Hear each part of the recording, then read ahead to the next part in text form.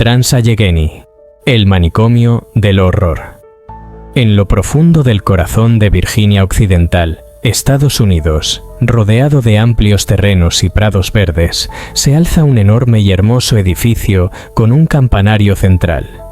Ahora abandonado, una vez albergó el Hospital Mental Trans-Allegheny, y se dice que en su interior han acontecido atrocidades que dejaron huella en el edificio y la comunidad circundante.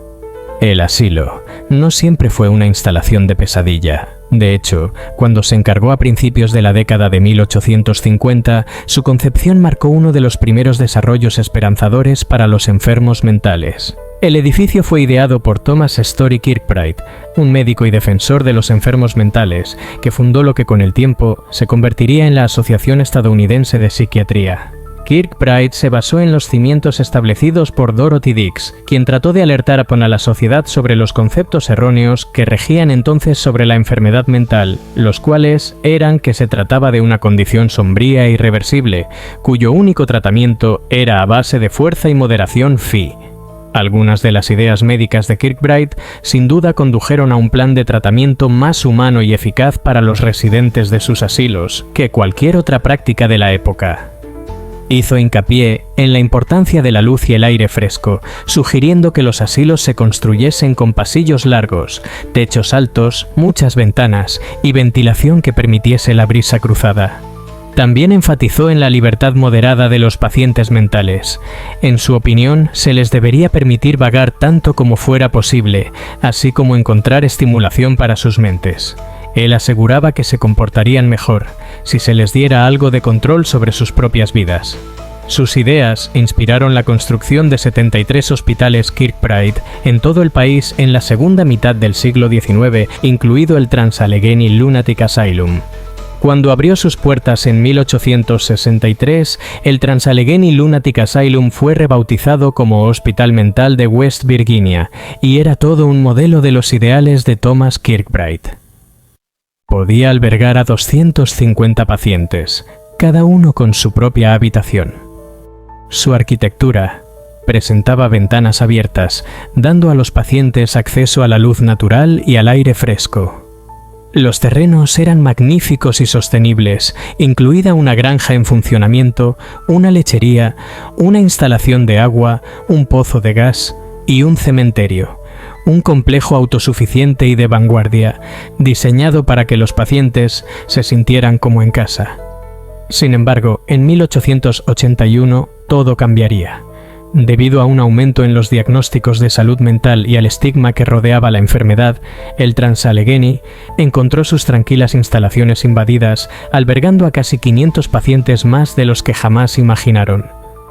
El hospital no pudo aguantar el ritmo y las condiciones de vida en él comenzaron a decaer dramáticamente. Los pacientes estaban hacinados, a veces 4 o 5 de ellos en una habitación diseñada para solamente uno. La granja y la lechería del complejo, originalmente diseñadas para abastecer 300 personas, no pudieron satisfacer la creciente demanda que vino con el hacinamiento. Los pacientes comenzaron a sufrir desnutrición, lo que solo agravó los problemas de salud mental.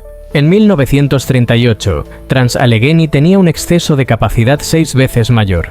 Los pacientes del interior se volvían locos, y los enfermeros, en inferioridad numérica, luchaban por recuperar el control.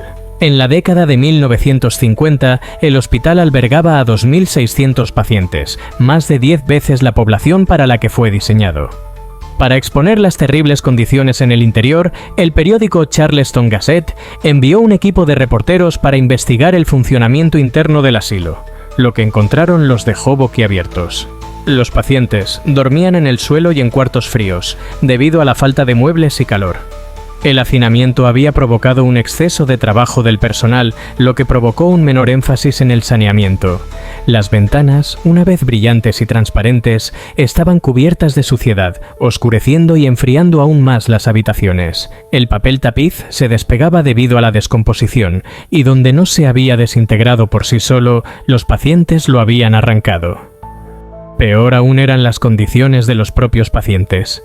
Aquellos a quienes los camilleros consideraban imposibles de controlar eran encerrados en jaulas, en un intento de hacer más dormitorios disponibles para residentes menos preocupantes.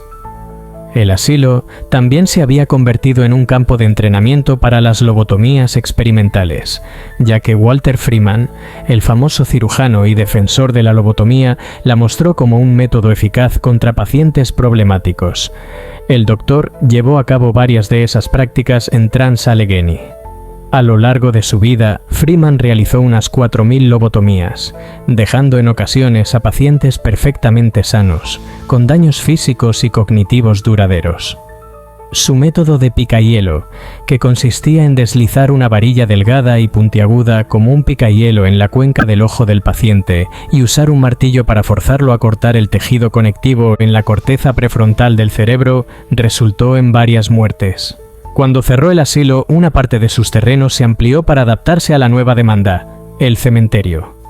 El artículo publicado por el periódico La Gazette impulsó un movimiento para cerrar el hospital, pero no fue hasta 1994, después de más de 100 años de miseria, que el Trans-Allegheny Lunatic Asylum cerró sus puertas para siempre. Actualmente, el edificio, una vez diseñado para la curación, aunque destinado a la destrucción, se encuentra en desuso. Las habitaciones todavía conservan equipos médicos y muebles decrépitos, y hay sillas de ruedas en los pasillos. Desde entonces, cientos de informes de actividad paranormal en el manicomio han sido reportados. Gritos y voces incorpóreas, gente sombra, apariciones y violentos ataques físicos son solo algunos de los fenómenos insólitos registrados en el siniestro sanatorio mental.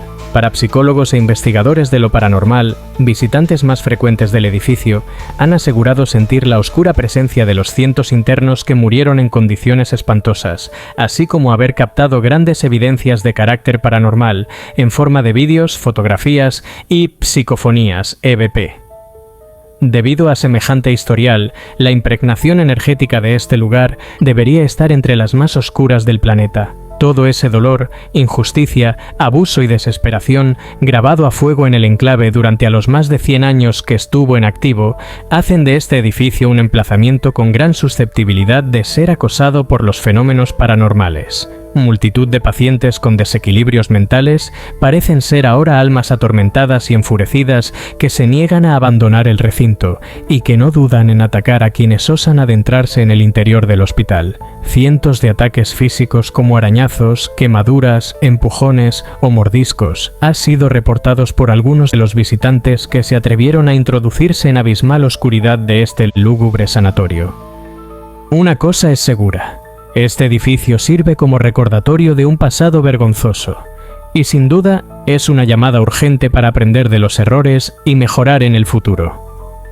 Si te gustó el video, suscríbete, dale like, comparte, gracias por tu apoyo.